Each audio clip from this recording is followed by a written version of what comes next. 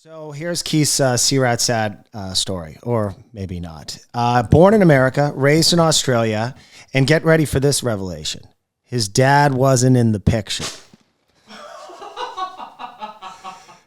His mom was a tour guide. I guess she breastfed him while she was on one of those Jurassic Park Jeeps.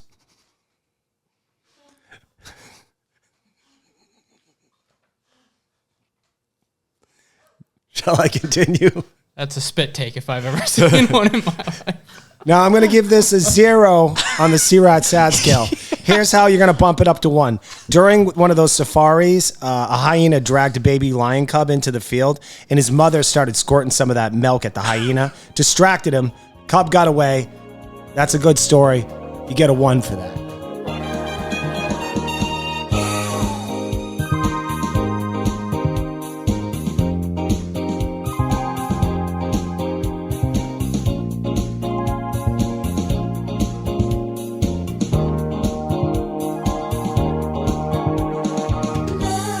Welcome aboard another brand spanking new episode of another Below Deck podcast. I am Dylan. It's a new season. That's Pat. Hey, great to be here. Permission to come aboard. Hey, granted. So we've got our coffees. That's right, Dylan. I'm already feeling the effects of those 4 shots of espresso. Yeah. And it's espresso, and that's fine. I should stop drinking this.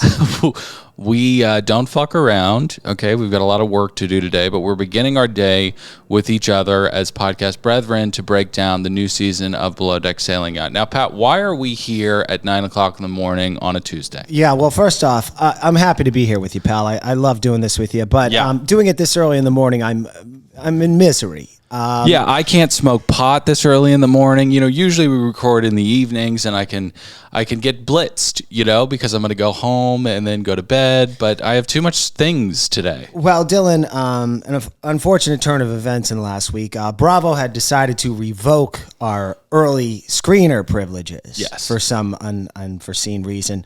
Let me just say this. And they say that they've been revoked for everybody. But you know, listeners of this show know very well that, you know, I've wanted to wage war with Bravo for some time, and the only thing that has kept us back is Patty's red carpet affection for the screeners. That's right. I want to feel special, Dylan. I don't want to watch it with regular people. I want to watch it on Friday. Right. You feel like Mariah Carey in the bubble bath when we're in here on Friday watching the episodes early and recording, talking about the episodes. 2 guys are feeding me strawberries, and I'm enjoying my best life. Yeah. I'm not enjoying my best life watching this on Monday night with everybody else. Yeah. So, Bravo, here's your warning.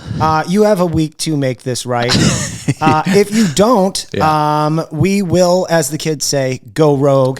And it's going to get pretty ugly for you. Every charter guest, every C-Rat. We're not going to allow you on our phones to listen into the interviews. You can go kick rocks. Right. All the questions that we ask, all the juice that gets cut out of the normal interviews because you have a problem with the question. We've cut so many things out of interviews with C-Rats because of Bravo. And we've not spoken to so many people because of Bravo. Because those early screeners. And now we're not Mariah Carey. We're just Dylan and Pat. I'm just a regular person right now, and I don't want to be that person. So you better fix it, or I will start. Oh, by the way, C-Rats, listen. And by the way, Bravo, you think them being in a contract is going to bring you some kind of loyalty? They're fucking C-Rats. Yeah. The second they see themselves look bad on an episode, old Patty's going to reach out to them through those little DMs. Yeah. They're going to come in, and they're going to talk smack about production, and you're not going to like it. So do the right thing. Yeah. Reinstate our early screener privileges, or it's going to be problematic for you. Well, I'll tell you what I'm doing right now. I mean, I've been reading,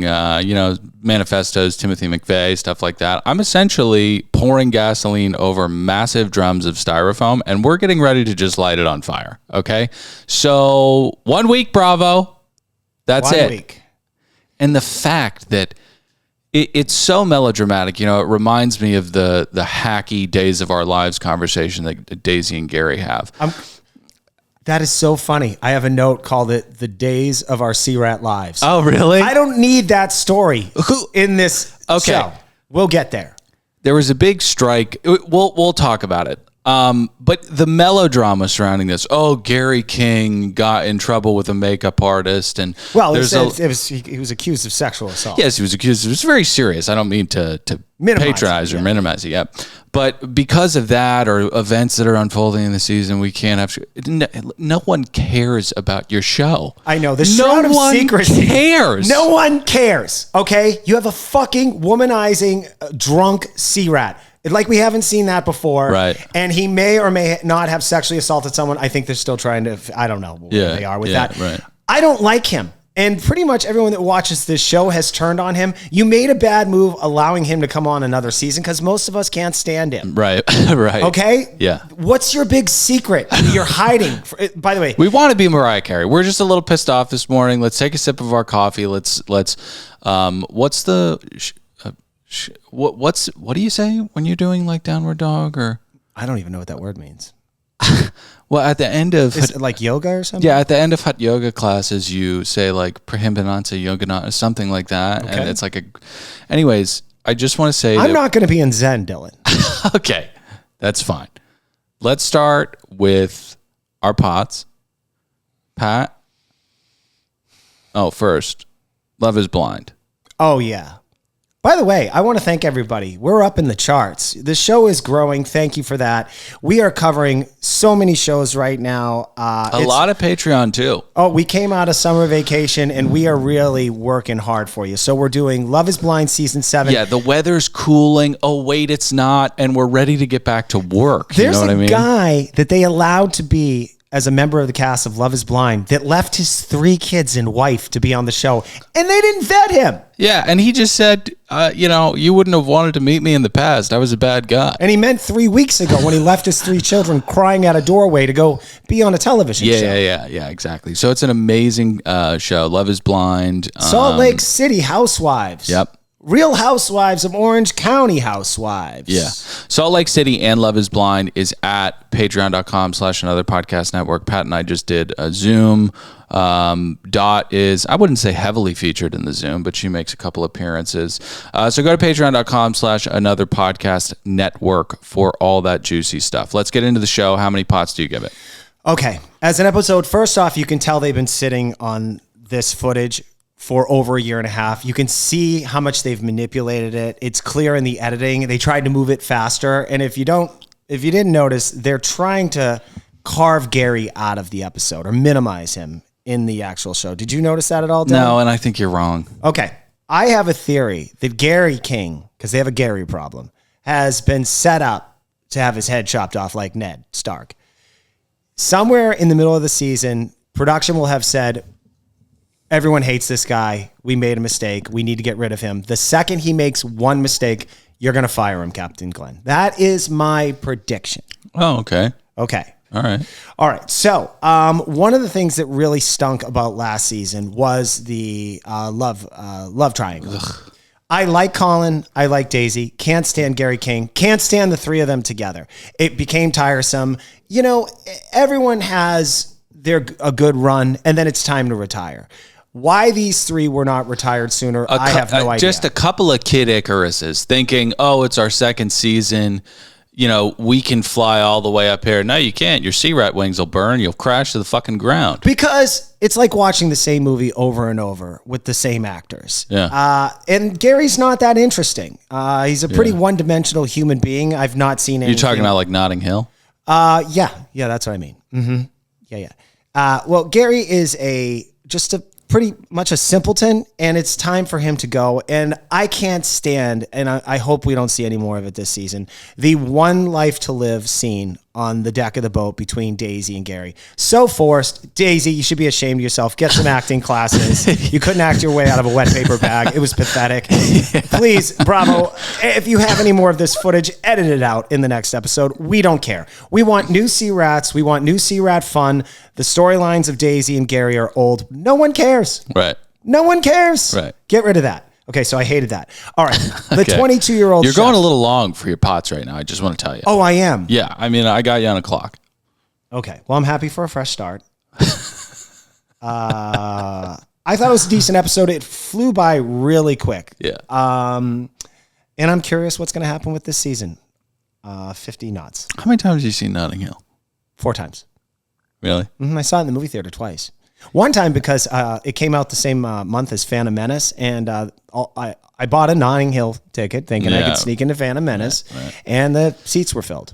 So I had to go see Notting Hill. Big movie. Mm-hmm. Yeah, Phantom Menace. Yeah. It's a really cute movie. Although I'd argue with Notting Hill, one issue is Hugh Grant's character. Let's just take a moment. Let's talk about Notting Hill for a second. Hugh Grant played just like, I think he worked in a library or something, or a bookstore. Bookstore, yeah. Bookstore, I think. And of course, as a big famous movie star would, and this happens quite a bit, Lady Gaga occasionally will just date a filthy, yucky normie.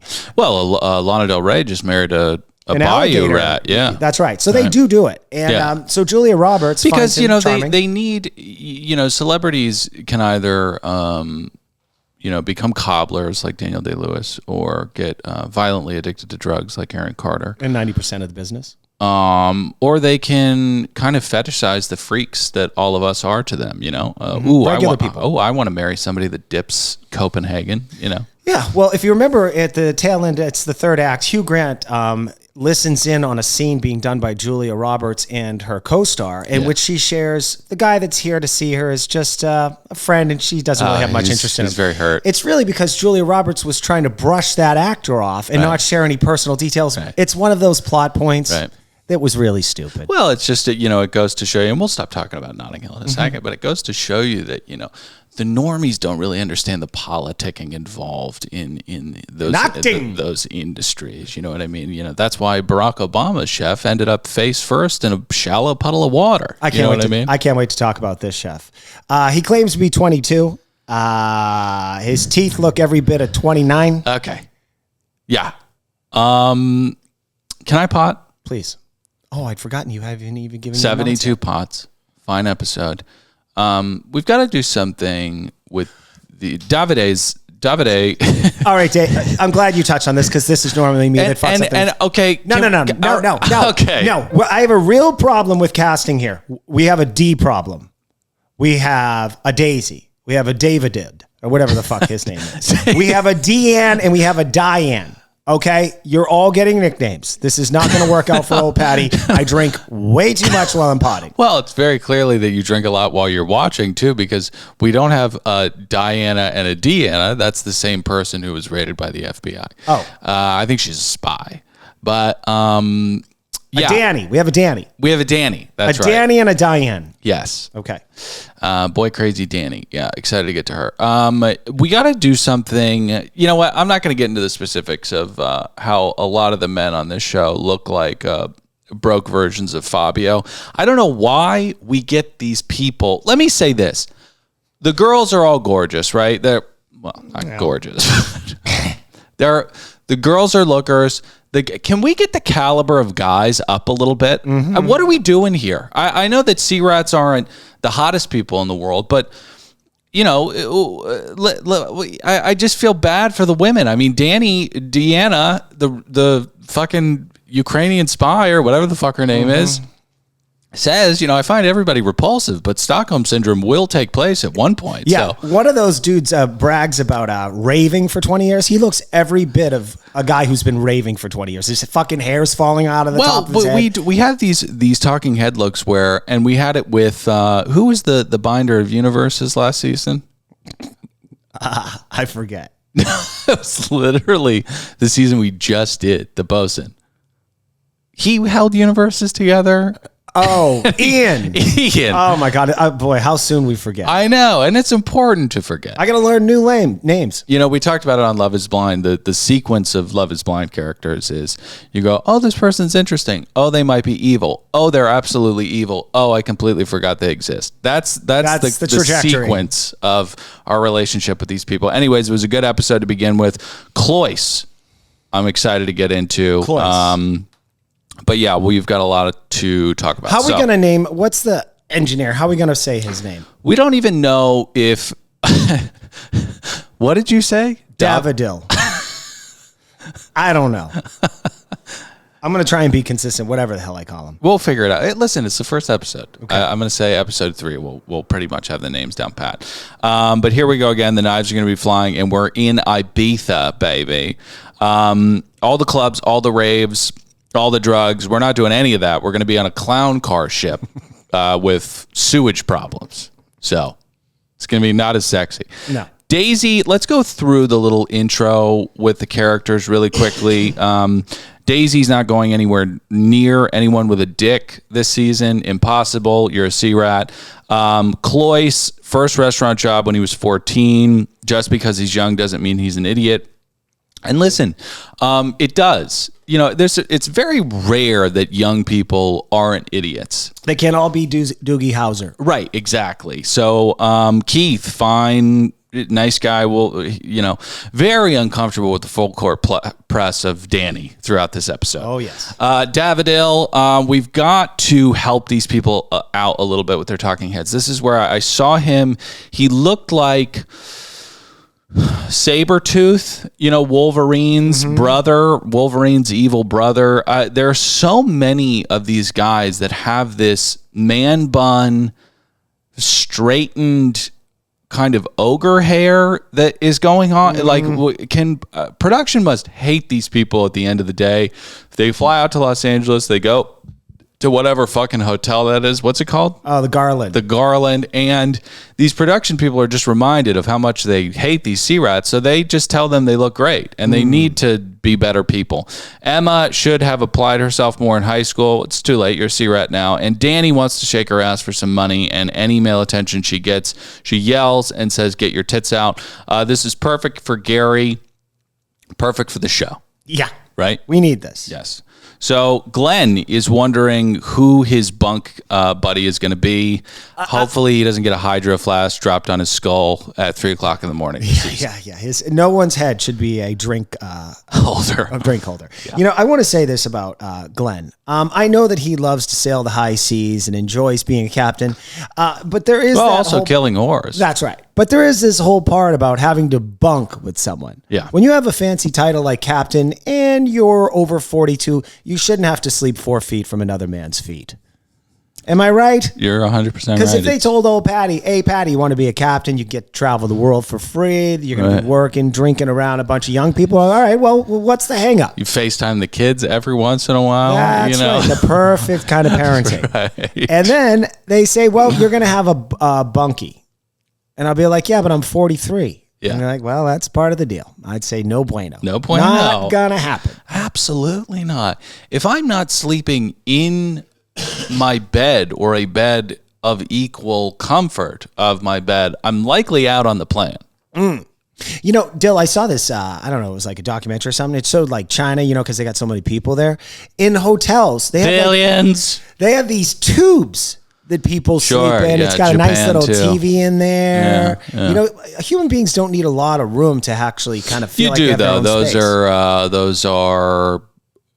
I think it's against the Geneva Convention. Are you still dying? No, I feel great. It's a caffeine. Okay. You were saying? Gary heads onto the boat. Glenn's like, "Hey, buddy, how you doing? I heard you sexually assaulted somebody. This is a little awkward." His fucking boat soon. Gary is work hard and work harder this year.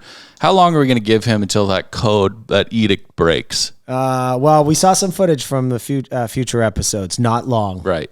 Daisy heads on, doesn't want to be around Gary, and is not looking forward to having to work with him again. This is her distancing herself. This is what I wanted to mention at the top of the show, and I need to start writing down my pots because, you know, once you throw to me, I'm in a complete, you know, just an opaque mess. We're not fans of Gary. Gary's good at his job, but he the thing that we really don't like about Gary is he's not accountable for what he does. So he'll go on reunions and absolutely torpedo them by going, "I don't know what you're talking about. I never watched the show." That is so much worse than sexual assault. But Daisy is so awful. I'm really at a place with Daisy where the melodrama that she was trafficking in the second season has come like coattails with her this season. This, I don't want to be around him. Daisy, you signed the contract, babe. You know that he's going to be on the boat, babe. And then the thing with the chef at the end of the episode, this is on him. Daisy, you got to slow your roll because you'll be off this fucking show in a heartbeat too. Okay. Yeah. I hate because I know that they all listen. I don't care what Gary King thinks, but Daisy, I kind of do. I'm sorry. It's time for a refresh.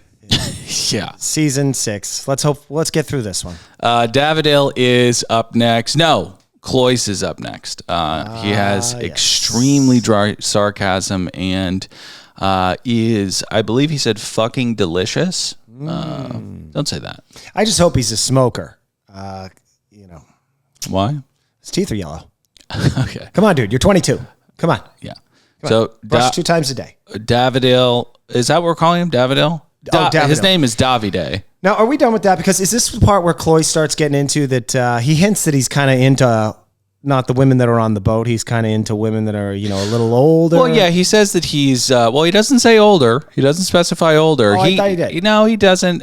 He says that he's 22. He has the disposition of a pedophile and a 49-year-old pedophile. And when he says that he's not into women his age, he doesn't specify. I thought he looks like he's into granny porn. He does. He does. And if you're into that, no judgment. But before we get to him, Danny, typical Sea Rat story, brave departure away. Oh, look who it is. Look who it is. Kaylin. Our own ex-producer, Kaylin. Unbelievable. Hey, pal. You're just going to sit here the entire time? I'm going to set up and say, here, I had to drive her from Long Beach. Well, we're recording. Get out of here. All right. The gall this kid has to just he destroys the studio every week. Something's wrong. He quit the show. And now he's just walking in here. Won't trade with me in fantasy football, even though his team sucks. I was on that text exchange. It got pretty heated. Yeah, my team does suck. All right. So, I'm all thrown now. He threw you? He threw me. He threw you. He completely threw me. All right, Kaylin, try not to make too many. Just be small. Okay. Do you want me to go get a coffee? No, it's fine. Okay. You have some of Pat's because he's going to shit his pants and his heart's going to explode if he gets to the bottom of that. So, Danny, typical Sea Rat story, brave departure away from a foundation of any kind, roots of any kind. Flew around the world, robbed a couple times, arrested a few times, but she's done it on her own. I think that when we get to that Sea Rat story, if we do get to that Sea Rat story, that's going to be a sad one. Oh, yes. Oh, yes. Yeah, I think that's going to be I felt robbed. We only got one real Sea Rat story. Didn't even chart. Well, we'll get there. We'll see. Deanna, nice guy, Emma, and more. I think that, this is where the girls are just so much hotter than the guys, and I think it's quite unfair to the women. Yeah. I think it's unfair to the women. Yeah. So, do you have anything on Cloyce being into the elderly? Because I wanted to get back and then come to it, but you just wanted to say that he beats off to granny porn. Well, look, and if you're into that category, you should see a therapist. No. We don't kink shame. Kaylin's into granny porn. There's nothing wrong with it. If you want to see, I'm not going to get into it. Well, yeah. I'm not going to get into that. Mm-hmm. I'm not going to get into it. As far as this watcher of porn, there's only one more disgusting category than granny porn. Yeah. Anything that involves slurping something off the floor. Well, there are lots of porn that are more disgusting than granny porn. And really, when you have a kink for something, what is and what isn't porn? People get off the body cam footage. You know what I mean? Oh, that's true. Yeah. I famously told the story of that white background with a mason jar, and then from the top frame, stage top, comes a scrotal sac, and then a man swallows the mason jar with his rectal cavity, and it pops in there, and he starts bleeding. There are people that get off on that stuff, and you beat off the fat Indian chicks. That's your xnxxx.com search. How dare you? So we don't kink shame or judge anybody. So the plane tickets get handed at the crew meeting. If it's a major thing, come to me. If it's a minor thing, go to your department heads. Too vague a command for C-Rats. They'll fuck that up somehow. Also, I love Captain Glenn, but whatever the hell he was saying about give 95% and 5% this way or that way, it didn't make any fucking sense. Daisy starts with her shit, and I know that the interior needs help, but every season it's this, we need you guys to drop what you're doing and come help us. I think Daisy's bad at her job. Yeah. Yeah, Daisy's not good at her job. Yeah, she was really bad last season. Was she the stew that someone was like, their neck was bleeding from some broken glass and she's like checking on her phone or something like that? Yeah, don't really remember, but that sounds right. Mm-hmm. Right? So Emma, I like Emma. She embraces the C-Rat life. Miss me with your questions about marriage and children. I'm a pirate. That's more fun. That's right. Yeah. I think I'd get along with Emma the most out of anybody on this boat. Me too. Daisy's not doing second and junior stew. Good move, because hierarchies can be very, very damaging to C-Rats. That's right. As we get that look back with little Gabby. See, Gabriela Barragan, see the Balkan Biscuits, see Eyebrow Joe. These people just kind of lose it if there's some underling beneath them, and it's better to just not. So we get some C-Rat sad story with Keith. Let me break down the game. Yes, of course. Okay, so here's Keith's C-Rat sad story, or maybe not. Born in America, raised in Australia, and get ready for this revelation. His dad wasn't in the picture. His mom was a tour guide. I guess she breastfed him while she was on one of those Jurassic Park Jeeps.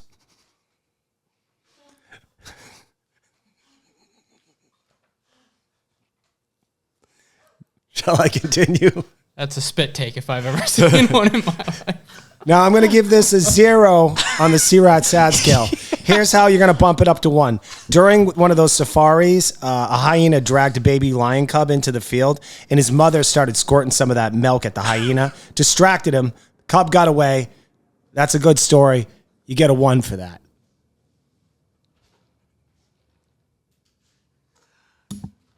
I'm really sorry.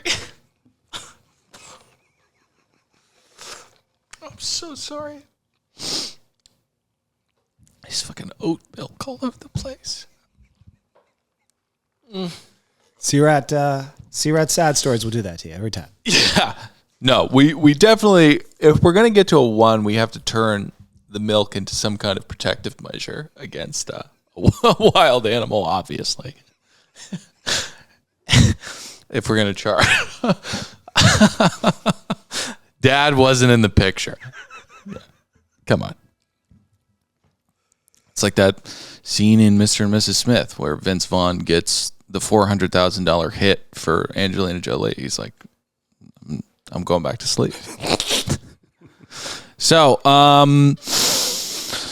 okay, regroup. How do we feel about asking a lady what year she was born instead of how old are you? I do it all the time, and my wife normally, that's when an elbow hits me right in the ribs at a cocktail party. Yeah. And I also am guilty of asking people how much their house costs. Yeah.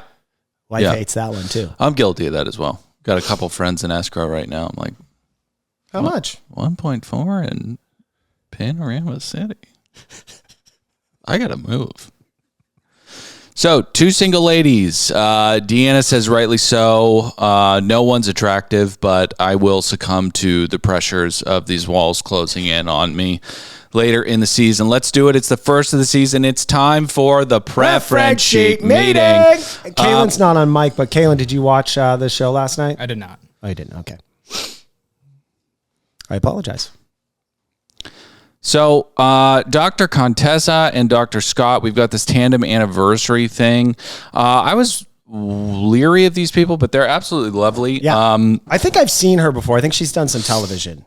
And the only reason I was leery is because we've got a leather and whip party that we want to do, which is, again, it's weird to me, not kink shaming, but the main reason was... there's someone named Mona Lisa. I know it's not her fault. No, it's her parents' fault. It's her parents' fault, but that's... Oh, well then also the biggest kind of event of the preference sheet meeting is that we have the nephew of Bobby Brown. Clearly these people are high profile. Right. Because just that alone. Yeah. Bobby Brown, famous for his singing, even more famous for, I believe, pulling shit out of Whitney. Pulling a turd out of Whitney Houston's asshole. Right. And also killing her. Well, I mean, would she have gotten into crack if it wasn't for Bobby? Well, some had argued that she got him into the cracky crack. Maybe he got a bad rap. Mm-hmm. So, Danny's boy crazy.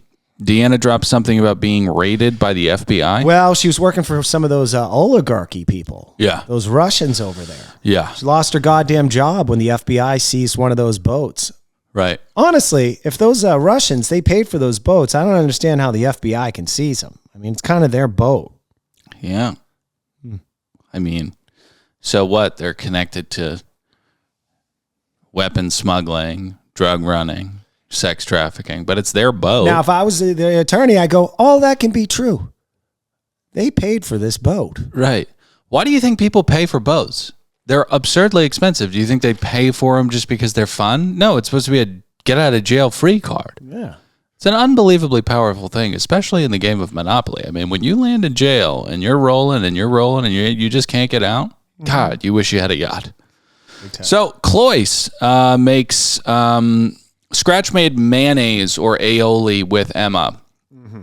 Hey, buddy, you're going to need to use an immersion blender or just buy a thing of Duke's by the end of the season because you are not going to be scratch-making aioli. There's just no time. And you'll have lost your mind by week 5. So let's get to beer with Daisy and Gary. But first, Danny trying to put her finger in Keith's mouth. She says very flirty out of the gate. She says, I don't want a little attention. I want all of it. Listen, Danny's fun. She says, I've been with so many fuckboys that I've turned into one. I think it's funny. Again, boy crazy is one of the more annoying stereotypes or archetypes. Because I just don't think guys are deserving of that. I don't understand why you would dedicate your life to the pursuit of men, but we'll find out what happened on the C-Rat Sad scale. So, let's get to Daisy and Gary. The days of our C-Rat lives. I wanted to fast forward through this, but my job is to talk about it. Right. The hack writers of these soap operas who should be replaced by robots. Sorry, WGA, but the people that write soap operas, we can put that into ChatGPT. That's right. Okay? They don't need to be unionized. They wouldn't write shit as hacky as this. I couldn't put words into words is something that Gary King said. What are these two even talking about? They hug it out and have a good chance of banging each other again in a couple of episodes. Daisy says that this isn't going to be the last time that Gary hurts me. Daisy, have you ever heard the phrase, it takes two to tango? Why are you putting yourself in a position where he would hurt you? She drives me nuts. Me too. Drives me absolutely nuts. All right, so Dylan, I hadn't realized, we'll fast forward to the night. I hadn't realized this, but this is actually a tradition of this franchise that doesn't take place on the other versions of the show, which is the night before the first charter, they all have drinks on the top. I don't know. It's all melding in. I think you're wrong about that, but I don't want to put up a fight. Yeah, I watched it. It's played out. I remember the first time I caught it was with little Gabby, and then I watched them do it the next season. It's kind of interesting. It's a little bit of a get to know you. Although I'd say a spirited game of marry, fuck, kill is a little presumptive, seeing as you don't know these people yet to base any of your I definitely kill you. Yeah, it's amazing. Some of the only groups of smokers left in this world. Or C-Rats. People who work on oil rigs, beat reporters from the 1970s, and C-Rats. That's pretty much it. They're keeping the entire smoking industrial business. It's still in business. Yeah, still. Oh, I forgot small Malaysian children. You ever see that one with that 6-year-old? He's got like 80 cigarettes in his mouth. Yeah, fat kid? Yeah. Yeah. He's dead. I'm sure he is. So yeah, they're sucking down cigs. We get a game of fuck, marry, kill. I think Danny hatches this just so that she can say who she wants to fuck. Oh, I'd fuck him. Yeah. We head down into our quarters, unbelievably small, and we get to the next day. We've got our thong shots, and we get to work chopping onions blindfolded. Cool knife skills, Cloyce. Listen, as much as I want to kind of shit on Cloyce, there's a lot to shit on. He is a bit of a prodigy. Yeah? You're watching his knife skills? Well, his knife skills are quite unbelievable. I mean, he really knows where the knuckle is. Mm-hmm. But to have been trusted by chefs, to have been someone that people see something in as early as they did in him is impressive. I don't want to sound cynical, Dylan, but it wasn't a C-Rat history, but he definitely kind of brushed through his recent past. So here's what he said. Started cooking at 4 because his parents weren't making a breakfast. I guess we'll touch on that later. He's worked in kitchens through high school. Next thing you know, he's in France working at the oldest restaurant in France. Right, which is just some place that serves steak frites, undercooked beef, slopped in peppercorn sauce. Then he's back to New York City, and he starts his own catering company, and before you know it, he's a fucking C-Rat. Right. Something doesn't add up. Something doesn't add up, and it definitely, this is where we can open the floodgates and shit on him once again. His story of learning how to cook. I believe his CV, but his story of learning how to cook being that when he was 4 years old and his parents were nursing their hangovers, he started cooking and knew at that age, which I don't think people have a lot of cogent, memories. That's right. My first memories are right around then. But they're snapshots, They're not really like, this was the moment that I knew. I made a conscious decision that this was going to be my, that comes much later in life. So he's lying, right? But he does say that he wants to retire before Daisy's disgusting old age. Yeah. And he's a bit of a douche, but he's 22 years old. He's You're supposed to be a douche. Same thing with Danny. We got to give Danny a little bit of credit because she's 23 years old, So the guests arrive. We toast to a vacation that will be ruined by our newest, gang of characters. And we have some candy, unfortunately not edibles, but we line our shoes up and we serve salmon crostinis with dill cream. Now, we've talked about it before. Black people and Jews, both lovers of salmon. I think this was a great move. Espresso martinis are ordered and we hit the open seas. Now, Cloyce is very annoying and young, but he's on top of it. He asks a very suitable question. We've got I'm doing surf and turf, right? Trash. I'm going to do this trash dinner. But one of the guests named Mona Lisa needs a protein inquiry. So please ask her if she wants chicken. Now, this turns into a diner order very, very quickly. Yes, it does. It's because Daisy's shitty at her job. When Cloyce is told what's transpiring, that he's got 4 different proteins that he's got to cook. Lamb wasn't even on the menu. Now it is. Everyone wants different temperatures. Okay, he's unbelievably cool about it. We've had chefs that would storm out of the kitchen, go upstairs and say, you're going to get a can of corn and Domino brownies and you're going to like it. He was very, very cool about it. Yeah, well, we'll see how this goes. Of course, we have a cliffhanger at the end. But. Yes, exactly. So sales go up and things start flying immediately. Davidale is essentially not on the show right now. No. That's where the engineers, they're not supposed to be. Right. He's essentially... you keep them in the bottom of the boat and you just throw them pieces of fucking meat throughout the day. Yeah, I don't want to see you, especially him. Yeah. He looks like he was one of those people fighting in Braveheart, and it's after the battle. Like he's missing pieces of hair. He looks fucked up. I don't want to make eye contact with him. He's very small forearms, but they're very thick. Mm-hmm. He's a small, thick man. How's the coffee? I shouldn't be drinking this. I'm going to be bouncing off the walls today. Yeah. Okay, so Glenn... Davide walks into his and Glenn's cabin and he knocks. And Glenn says, you don't have to knock. This is your cabin. So sweet. And he's 100% right because Glenn does not melt body parts on the boat. Mm-mm. You're not going to walk in and see the head of a sex worker that Glenn is just trying to bag, in the bunks. He does that off ship. So, Glenn is amazing. He's completely comfortable. He's amazing. On the boat.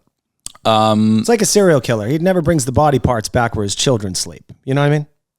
Be stupid of him. Well, it wouldn't just be stupid. It would be disrespectful to your family and to the craft. And the head.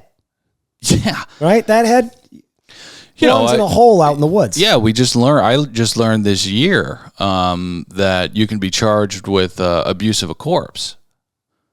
Kaylin, do you know you can be charged with abuse of a corpse? I figured, that would be a thing. Yeah, but it's dead. You should get to do whatever you want with it. Remember I told Bob the gay dwarf after he said, Patty, do you ever think you and I will get together? I said, absolutely not. You repulse me. But after I'm dead, you can have sex with my body. Right. I'm a giving person. Yeah. And then he went, of course, ratted me out at that Tupperware party and told everybody I didn't work. Yeah. And a Tupperware party is you put your keys in Tupperware and then everybody takes this piece of Tupperware and then you all fuck each other. It's like how it sounds. People buy Tupperware to put like green beans in and your leftovers. Oh, okay. Mm-hmm. Like the ones that they rolled over in Napoleon Dynamite, that kind of thing? I think so. Okay. So, Danny and Keith, she is one of the horniest people I've ever seen on this show. I can't tell if she's putting it on just for the cameras. I don't know. Well, she says, I want to be lifted up and thrown around like a tender. Tenders don't have nerve endings. I mean, what is this, WrestleMania? You can get thrown against a wall? Is that sexy? So, I saw this commercial while we're watching it for a quick break to talk about the state of Hollywood. I saw this commercial for a movie called Here. Here. Have you seen this? No.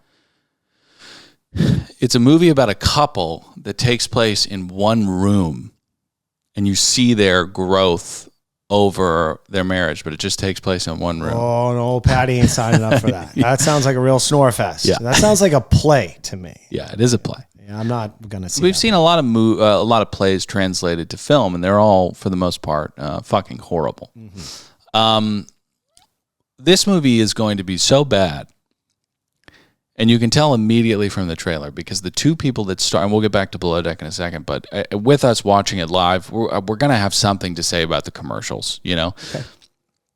This movie is starring a digitally de-aged Tom Hanks and Robin Wright. Oh, interesting. So this is how Hollywood works, right? So we've got this pile of shit, but it's a cute, elitist kind of four-walled play idea that we want to make a movie out of, but nobody's going to go see it. So we got to get some big names. But it's not just big names. We have to trick people into thinking that this is going to be their Forrest and Jenny kind of alternate universe. That's how we're going to get people into the theater. So don't go see Here. No. That's going to be up for an Oscar, though. Yeah. Screenwriting, maybe. So let's get to dinner, which was only going to be a disaster. This poor child has to cook he has to cook 4 different proteins and a bunch of different temperatures. He's bringing Michelin star service to a front of house it has Daisy, as the expediter. And he has no idea what's going on. To add insult to injury while all this is going on, the saddest thing, Glenn's sitting there with that air fryer bucket of cold potatoes. It's just, how could this go any other way? The chef suggests that so we've got all these plates. Something's not right. They've miscounted the proteins. I don't know how that happens. That's a major fuck up. It is, but I think it's on Daisy. Okay. So they're missing a protein somewhere, so they've got to run plates up. Daisy says... Start eating your food now. Daisy says, the chef suggests that you start eating. No, he didn't. He never said that. He just said, run these up. And Daisy, who somehow has been doing this for such a long time and is still so bad at her job, says the chef just puts it on the chef and says, start eating in front of the guests that don't have their food. What in God's name are you thinking? They might want to pray together before they eat. Then the temp on one of the meats is not well or medium, whatever. That's got to get brought back down. And we get a talking head where Daisy puts the entirety of this disaster, this 50-car pileup, on Cloyce, which is lacking so much self-awareness that I'm confused as to how it could even come out of your mouth. Get in the iTunes ratings and reviews. 5 stars, kind words. Join us at patreon.com/anotherpodcastnetwork for Love is Blind and Salt Lake City. We'll be back next week with more. I'm Dylan saying goodbye. Pat, say goodbye. Later, dudes!